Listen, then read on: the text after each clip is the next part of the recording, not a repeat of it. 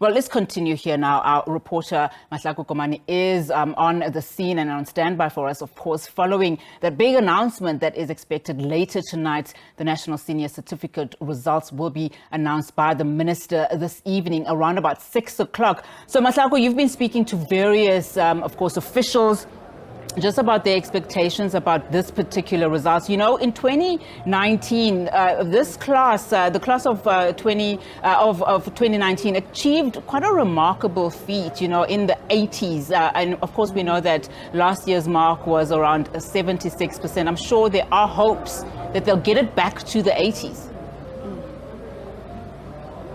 Yes, Unati, quite correct. You would remember in 2019 when we saw that 80%, you know, that spike, because it had come, I think, from about 75%, if I remember correctly. And it went the following year from 2018 when this class was actually in grade 8, had started high school. It was then the following year we saw there was that about 5% overall nationally, that increase. But also that was also attributed to the change in that provincial table. You'd remember that KZN that year had shown an increase. I mean, they're a big province, Unati. When they sneeze, you know, everybody can feel whatever happens there. With the provinces that bring in the big numbers, when there's a change there, you're most likely to see, you know, a bigger change on that in terms of the national average. But you're quite correct. Everybody hopeful here that, you know, the class of 2022 will either be able to improve on what the class of 2021 did with that 76%, as well as the class of 2020. I mean, these are the children that wrote, you know, under those conditions of rotational learning. You'd remember that, you know, in some areas there would be one schooling this week, the next week it's the next grade and so forth. This class directly affected by that, they were in grade 10. I remember priority was in 2020 in terms of attendance was given to matrics when they eventually came back to school, when we saw that staggered return back to schooling even in the following year. In some schools that continued up until, you know, the restrictions were eased and children were able to, you know, return fully to schooling. But let me speak to some top achievers that we managed to grab and find out. This is, you know, Unati, the face, if I can call it that, of the class of 2022. How are you feeling, sir? What is your name? Which school do you come from? I think you've got a lot going on here on your chest. You know, Unati, he has a lot going on his chest here. Which school do you come from? I am Tladimweleji. I come from Limpopo, Rampahlele, and I attend school at Sobote Secondary School.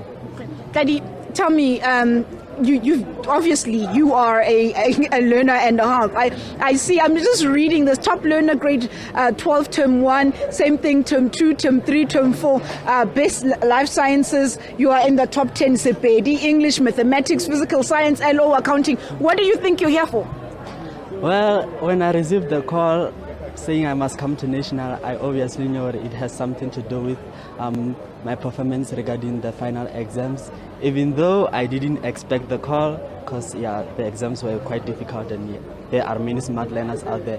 I was very elated, I was very excited and anxious at the same time, and in disbelief because I didn't expect the call at all. So, Tladi, which one? There's 6 badges. I'm counting 6 subjects here and 6 badges. Which one do you think you're here for? I'm thinking physical sciences, if not mathematics, but then physical sciences. And in terms of this year, what are your plans? Are you studying? Are you taking gap year? What are you planning on doing? I'm planning on studying actuarial sciences at the University of Cape Town. All right, thank you so much, Clyde. Thank you so much. I also, more badges here, top 10, prefect RCL, like literally 4 badges of top 10. What is your name and which school do you go to? My name is Safia Wadi and I'm from the Northwest Province. I go to Zinjaville Secondary School, a very small town in Rustenburg, and when I got the call I was very excited. I was nervous. There's many intelligent students like how he said, and I've always dreamt about being here but never really gave it much thought. I was just worried and praying about my results. Safia, have you always been a top achiever? Is there a formula that you want to share with people? This is how I got it right. I think consistency is key. If you set your goals at the beginning of the year and you focus on the goals rather than the obstacles, then anything is possible. Hard work always pays off. Because I see top 10, 2019, 2018. You came into this game winning. Yes, I think dedication is what it takes, and if you're really determined and you have your eyes on the prize, you will get what you want. right, thank you so much. Thank you so much, and all the best. Good luck. We'll see you later on.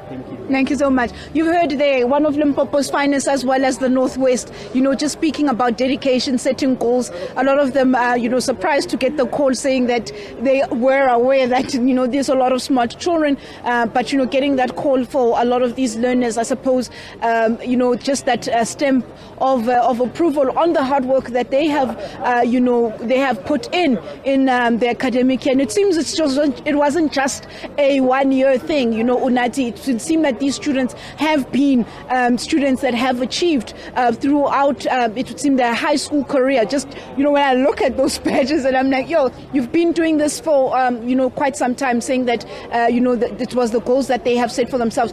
But Unati, let's speak to Dr. Yaku Deacon, and he is with FETSAS.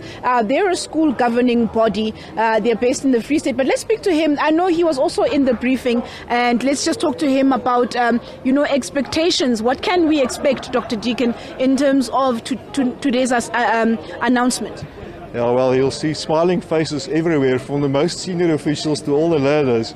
So normally that's a good indication that we're going to see an increase. But we were part of the technical briefing, and we complimented the department and that exam division on how they ran the whole exam and the whole process. And I'm confident that we're going to see good results. I think part of it is the effort put into by the department to make all the material that they've gathered over the COVID period not to restrict it to COVID, but to make it available for this cohort as well. And I think that's positive, to give more learning opportunities, to give better teachers, online materials. I think that's all part of it. And obviously without COVID, it really helped to get the learners back into the classroom. You speak about, smiling faces. It's not tense. I saw you coming back from that briefing. It didn't look tense with the looks on people's faces. But let's talk about even, just the quality of what these results mean.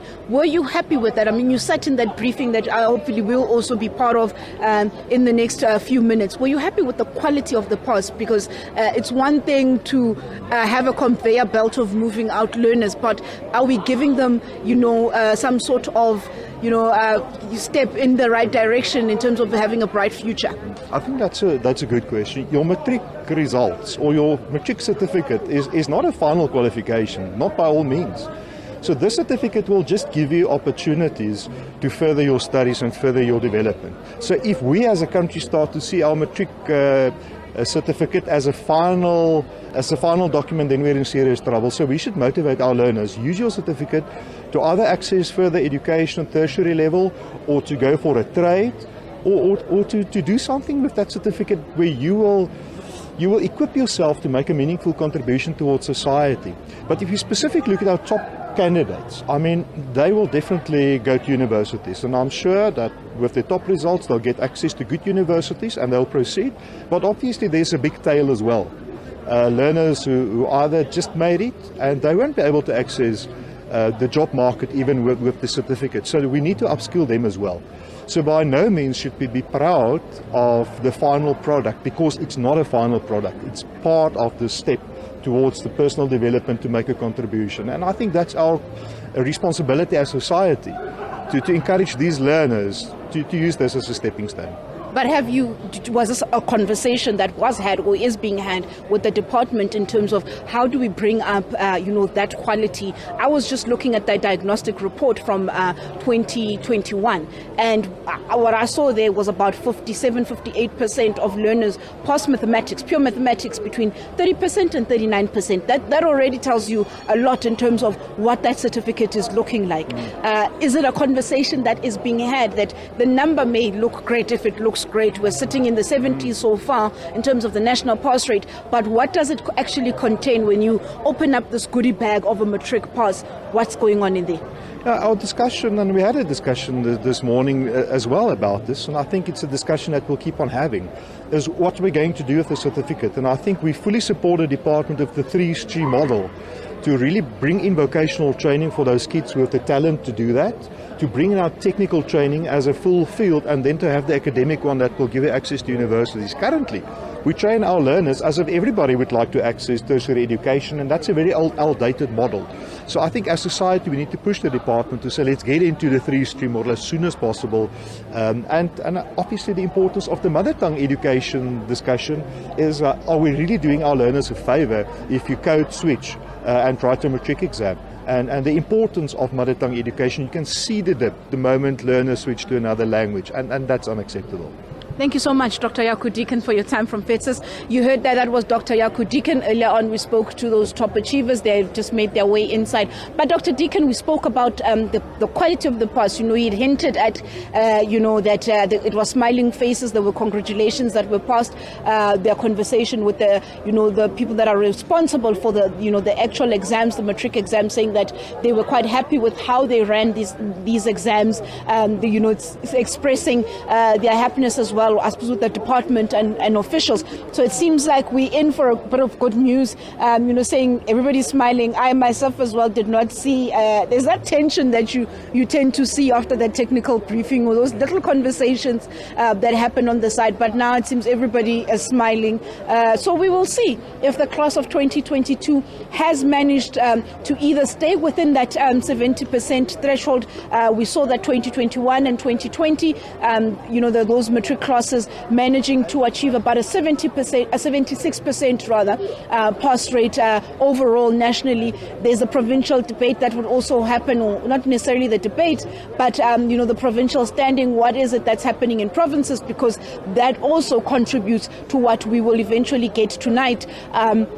After at 6 o'clock, when the minister gives her speech of how the class of 2022 overall on a national, from a national viewpoint, have performed. Unati?